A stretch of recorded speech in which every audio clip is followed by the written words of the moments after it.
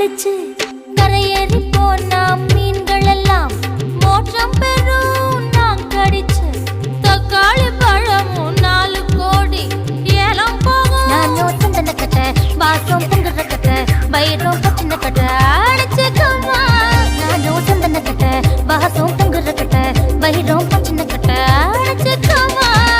ஒரு தீப்பந்தம் நட்டு வச்சு வாக்கு பந்து விளையாடலாம். நான் பிறந்த 10 ஊரு காலி வளர்ந்த எல்லாமே காலி சிரிச்சே எல்லோரும் காலி மாமா.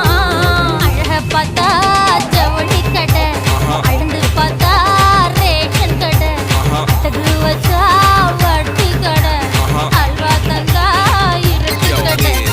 அசை தோசை அப்பளம் வடை ஆசைப்பட்டத